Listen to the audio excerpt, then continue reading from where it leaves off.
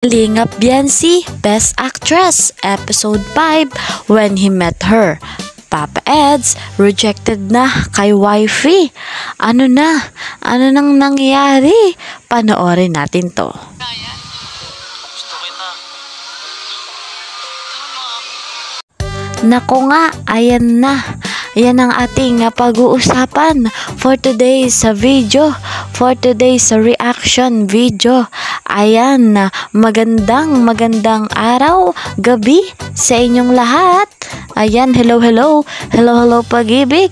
Hello po sa ating mga supporters ng EDC. Ayan, mga subscribers, listeners, viewers. Ayan, mga OFW. At sa mga hindi pa po nakapag-subscribe sa aking munting channel, pa-subscribe po at pa-like and share na rin po. At paalala lang po, huwag nyo kakalimutang mag-comment at tapusin nyo po muna ang ating video. Ayan, at pa-click na rin po ng notification bell para lagi po kayong updated sa ating mga videos. At ito pa po, ang lagi kong paalala sa lahat ay lagi nating suportahan si Kalingap Rob at si Val Santos Matubang. Alam naman natin na sila ang ama ng Kalingap, ang bumuo ng Kalingap. Ayan, sa mga hindi pa po nakapag-subscribe ay tangkilikin nyo po at isubscribe ninyo. At tiyak ako na makikita ninyo kung gaano nakarami ang kanilang natulungan at kung gaano kabuti ang kanilang puso. Ayan, balik na tayo dito sa ating topic, episode 5, When He Met Her. Gusto ko sana manligaw, Aurora. Ayan, gusto ko sanang manligaw, Aurora.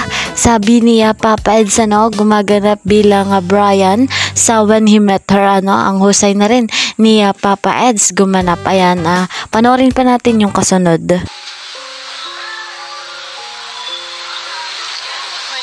Nice one, ang husay ni Kalingap Biancy, gumaganap bilang Aurora.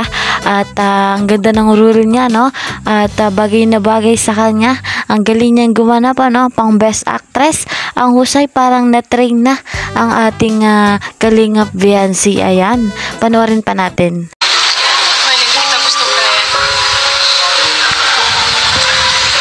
Ayan na, hindi kita gusto, Brian. Ayan, ang rule pala nila doon ay hindi gusto ni Biancy si Papa Eds. Ayan, hindi sa totoong buhay. Malay natin ay sila na, 'di ba? Wala tayong kaalam-alam, 'di ba? Sa rule nila doon sa When He Met Her ay ayaw ni Biancy, pero sa totoong buhay malay natin gustong-gusto talaga ng ating Kalingap Biancy at talagang halata naman natin. So why not naman, 'di ba?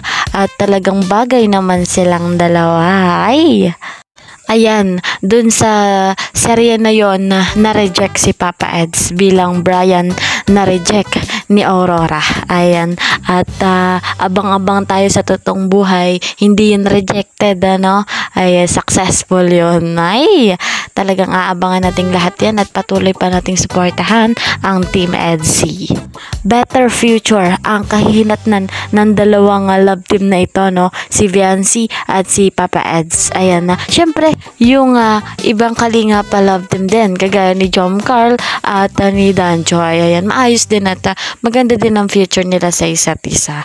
Ayan, at supportahan nyo din po sila, lalo na ang ating EDC. Ayan, hanggang dito na lamang po at maraming salamat sa inyong pakikinig at inyong pagsubaybay, panonood, at see you sa next video. Maraming salamat. Bye-bye. Sa aking screen, inyo napapansin at inyo nakikita ang best for viewer at ang latest upload. Pili lamang po kayo ng inyong next na panonoorin. Ayan guys, mga Kalingap, enjoy watching. Bye!